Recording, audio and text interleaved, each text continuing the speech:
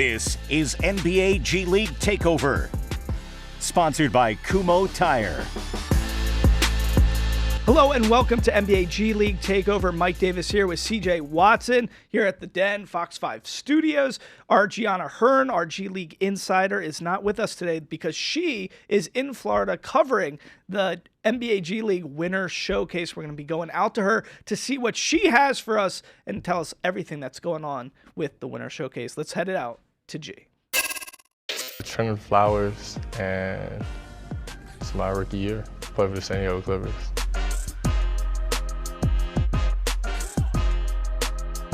I started playing basketball when I was 8 years old. So yeah, I've been playing basically all my life.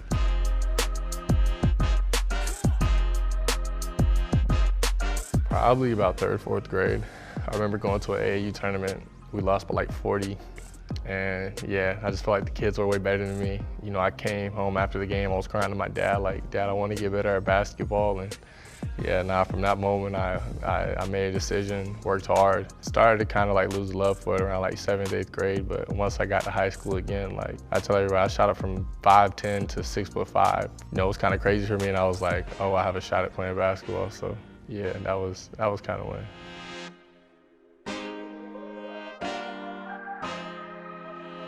Rookie year's going good.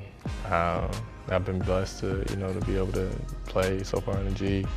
I also have been called up a few games and played up top. So, it's been a great experience, and, I'm just taking it day by day.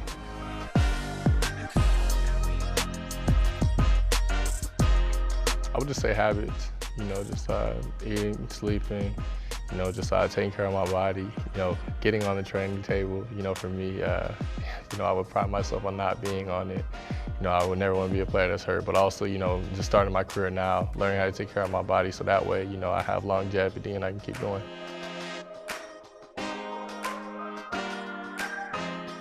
I just felt like when I worked out for the Clippers, it felt like home. I felt like it was an organization that really was going to develop me and believed in my game as a whole. And, when they reached out to me after the draft and, told me they wanted to offer me a two-way, I thought it was a no-brainer.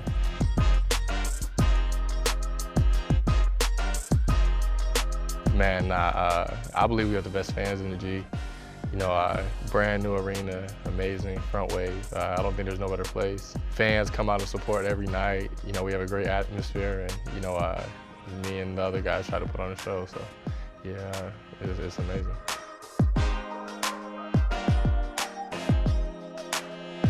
Yeah, I really was.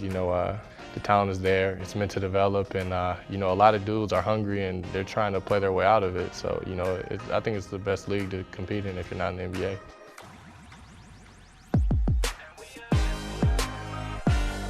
My goal is just to show people just who Trentyn Flowers is.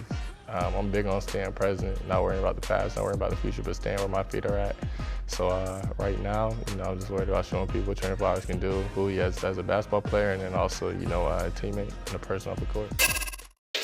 My name is Thon Maker. I'm 27 years old, and I play for Rio Grande Vipers.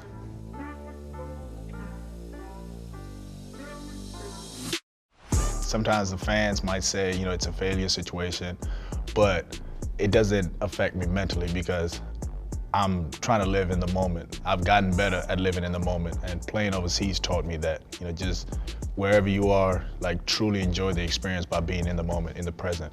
So just playing, I played in Israel, played in Lebanon, played in China, and then here, played with Australian national team as well. So, and then in the G League, this is my 2nd stint, and then in the NBA as well. So everybody's journey is different. I've done so many different things that I can look back on and say, you know what? I enjoyed it, I had fun.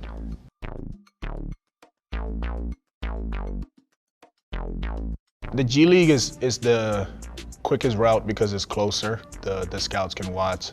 In China, we had a couple of scouts, NBA scouts that were there, but it's not the same as the G League. Other leagues are further out. The closer to home, the easier it is. I think that's the biggest reason. And then also, for me, the style of basketball, from both sides, I've seen it all, and I think I enjoyed it more in the G League versus as it was in China as well. So it's a little bit different.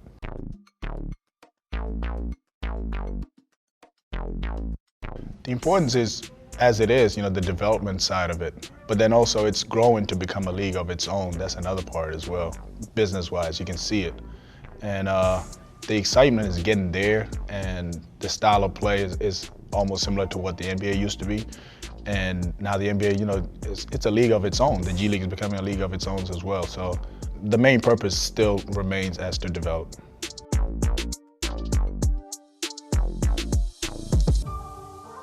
I wouldn't say prove, but I would say show what I've improved.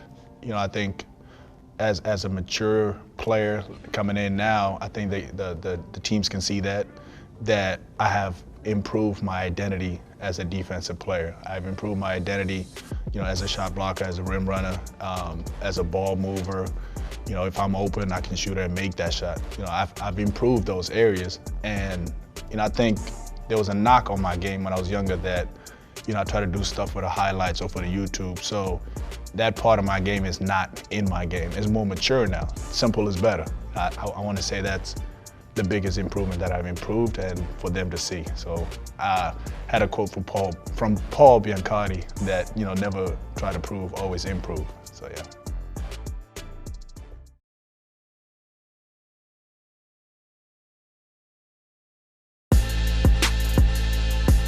This is NBA G League Takeover, sponsored by Kumho Tire.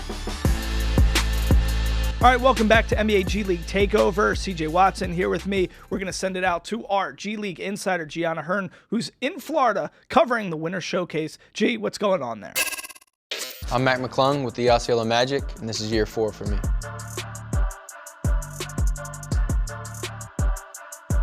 Definitely the dunk contest, for sure.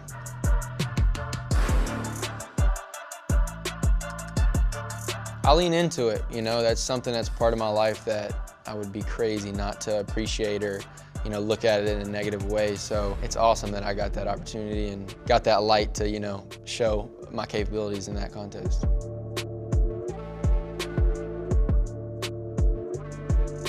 Man, it felt good. It was almost like a relief, you know what I mean? It was, it's the first year I've started on two-way. I've been lucky enough to get a lot of call-ups and be up and down, but to start my season with the team meant a lot to me, and it was a really good feeling.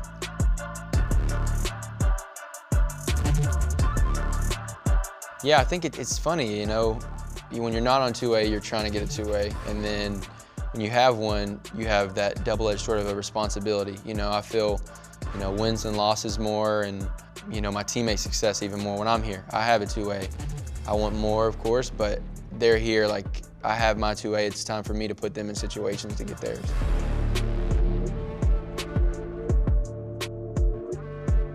I think a lot of it's timing for me. I think I'm applying pressure each year.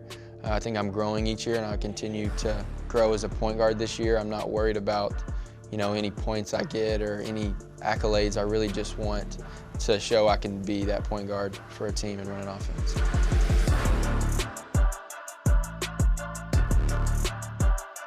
The importance of the G League is just, I think it's like a beautiful grind. It's a development league for sure, but it's something so beautiful about, there's no league like it because everyone is so close to their dreams and you're with them every day and you get to be a part of a story. You get to be a part of someone's story, and I think that's the difference in the G League than anybody. It's like that hunger of everyone wanting more.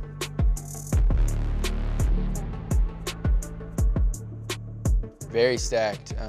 It's cool. We have a lot of older guys on the team, and I think with that comes a lot of understanding between each other. When you're younger, you see things different than when it's your first couple years than when it's your 5 or 6 years in. People see things different, and I think that takes your ego. Egos kind of go down a lot as you get older, and everybody understands we just want a championship and we want each other to succeed.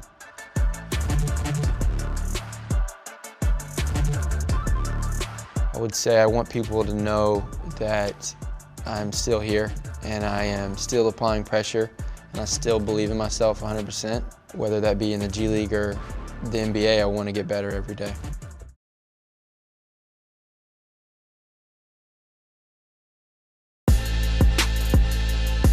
This is NBA G League Takeover, sponsored by Kumho Tire. Well, you all know him as Rip Hamilton, Richard Rip Hamilton, 3-time NBA All-Star and NBA champion, most outstanding player in the Final Four when he won that chip with UConn. This dude is the mid-range master. He's the best at moving without the ball, and I got to sit down and talk a little bit with Rip Hamilton ahead of the NBA Cup. Let's hear what he had to say. Great to see you, man. I mean, success at every level, from high school to UConn, one shining moment. You got a championship there, Final Four player, most outstanding player. You know basketball. And I mean, listen, we're going to break down the NBA Cup because this new in-season concept, a lot of stuff going on. But you were the master of the mid-range jumper, something we don't see in the NBA so much anymore, moving without the ball, moving with the through screens. Tell us how you really developed that trademark to your game and why that's missing from today's NBA. Well, first of all, Mike, thanks for having me. You know what? When I started studying the game as a young kid, I used to watch the great talent before me, the John Havliceks of the world, the Michael Jordans, guys that really would dominate the game, especially at the mid-range, getting mid-range shots. And the thing that I was lucky and blessed, I got an opportunity to play with Michael Jordan. So I remember one day in practice where I was guarding him. He took 2 hard dribbles to the middle of the paint and pulled up. And I couldn't get to his shot. And he was like, Rip, add that to your game. That's the hardest play in the game to guard. And I knew that when I was young, but nobody really believed it. I didn't really believe it myself until the greatest of all time actually told me to keep adding that new wrinkle into my game, because I had a lot of success at, like you said, coming off screens, and I was trying to find different spots on the floor to make the game easy for me. Right, and tell us about this. Would players have taken to this concept all those years ago, and is it a good thing to implement in-season tournaments, NBA Cups like this for the NBA? I would say yes. I mean, when you look at the NBA, I mean, you got some of the most competitive dudes in the world, and we're competitive at everything. And these guys are playing for not a trophy, but the winner gets over $500,000 per player. The loser tonight gets over $200,000 per player. And that's big because, again, I can remember when playing in the NBA Finals against the Los Angeles Lakers, and we knew the longer we played, the more money we would get if we end up winning the championships and bonuses. And for us, it was for, you know, the money that we will get an opportunity to make, we would give that down to the training staff, the equipment guys, the assistant coaches.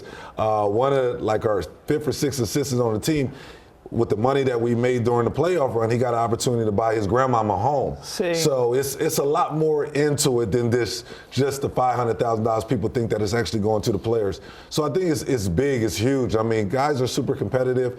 When you watch it right now, and I mean, guys are active. We got some of the best players in our game in the finals with Giannis Antetokounmpo and Shea. So I think it's something that's going to be here for a long time, and players are super competitive. They want to win everything. I mean, you inspired me, Rip, as a young child.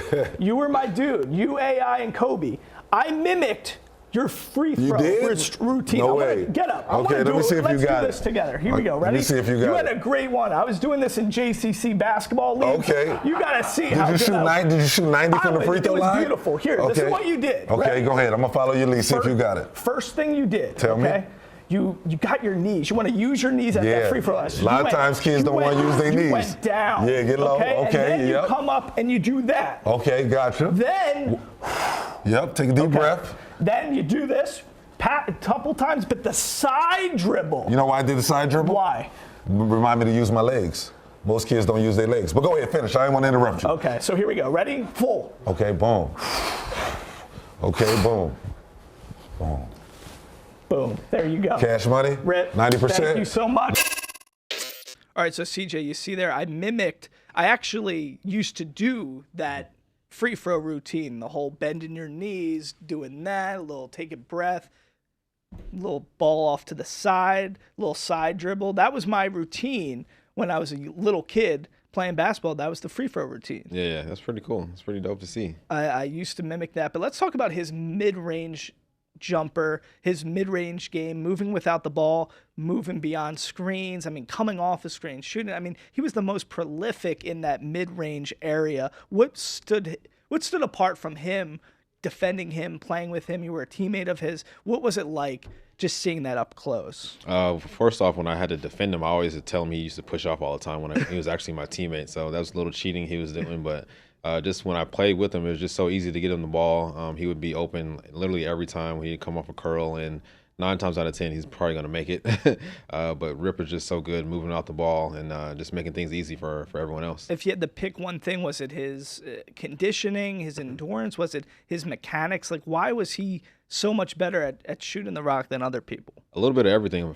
For sure, it had to be conditioning. He used to tell me he used to run, I think he had 2 Rottweilers at the time, so he would run all the time in the summertime and in winter with his dogs. That's how he got in condition. So he'd always be in shape so he can run and go off those curls 9 times, in one set, in one possession. So Wow. he was always in great shape. So I definitely think that's kind of probably 90% of the reason why he'd always be moving around so much and then be able to, make those shots. And we just heard that great story from him with the Wizards playing with MJ. Of course, then he goes off and goes to Detroit, has all those great seasons with the Pistons and Larry Brown, and of course Tayshaun Prince, Chauncey Billups, Ben Wallace, Rasheed Wallace, all those great guys. But you have a fascinating story because when he actually came to the Chicago Bulls, he wanted your number. Yeah. Tell us a little bit about this interaction. Yeah, so I heard about it happening a couple of times before. Actually, Chris Webber was supposed to pay me because when I was in Golden State, Chris Webber got traded there. I was number 4.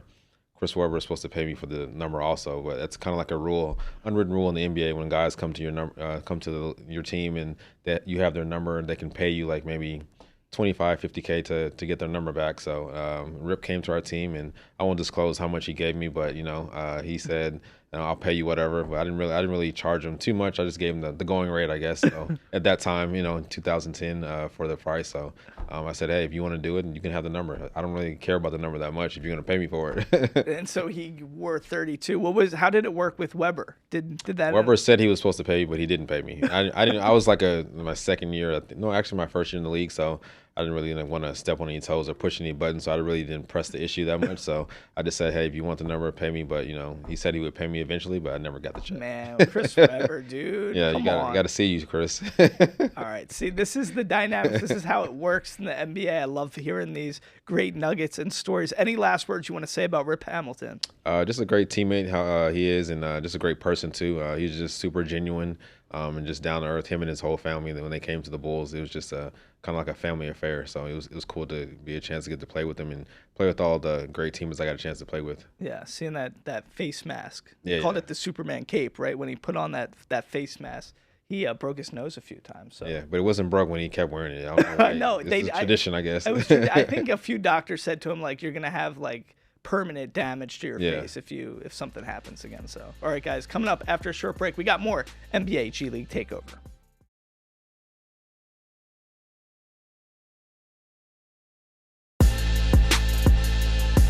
This is NBA G League Takeover, sponsored by Kumho Tire.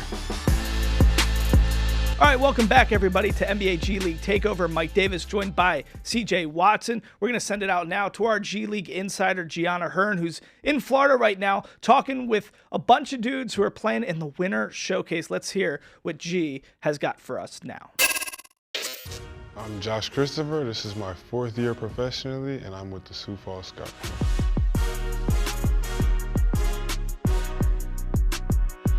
I still feel good, still feel really young. Since I got like a fresh start with the Heat, like it feels like I'm starting over again, which is a blessing, and I feel like they treat it as such too, so that's cool.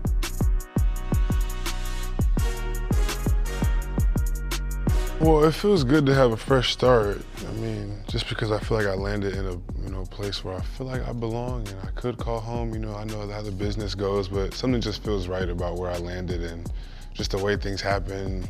Coming to Sioux Falls randomly because the Skyforce had like first dibs on me when I got waived from the Jazz.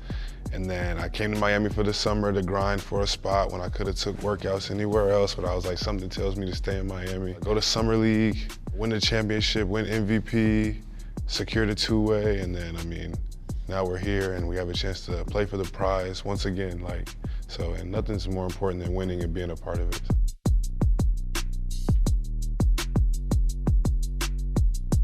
It's been like how would I say it? I feel like up and down is like such a cliche statement. I've been climbing this mountain though, sometimes, on this mountain, you climb a little bit and you come back down, but you never stop going up. So I feel like I've always gotten better as these years have gone on, and I've learned new things about myself on court and off the court too. And I've learned that I'm able to withstand a lot of hardships because I'm one of those guys that kind of had it made.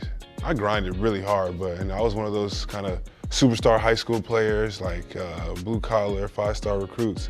So I haven't really been through anything like this before, but the fact that I've been able to withstand it and persevere and still help win and get MVPs and win championships and have opportunities to compete for something that matters I've learned a lot about myself.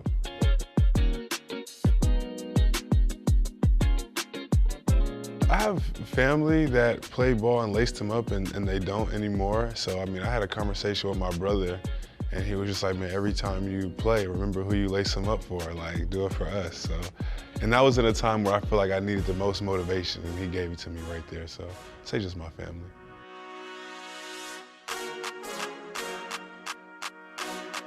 Really just showcase how I impact winning.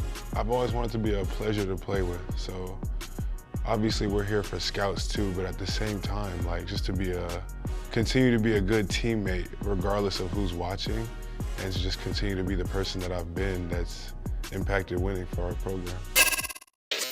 All right, well, here at NBA G League Takeover, we want to wish you a Merry Christmas, a Happy Holidays. CJ, what do you got in store for the holiday season? Just being around family, eating some good breakfast, and watching my kids open like 1 or 2 presents, and then that's about it. Watching some basketball. There you go. There's a lot of good NBA games that day as well. I'm going to be actually in New York. I'm going to see some of the Knicks in action, so I'm excited to that. So it's going to be my first NBA Christmas game day. That's what Santa got me this year, so I'm excited for that. But we want to wish you and your family a Merry Christmas. Happy holidays to all of you at home. Merry Christmas, as well as Gianna Hearn wishes that for you. And until next time, for CJ Watson, Mike Davis, and Gianna Hearn, we'll see you next time here on NBA G League Takeover.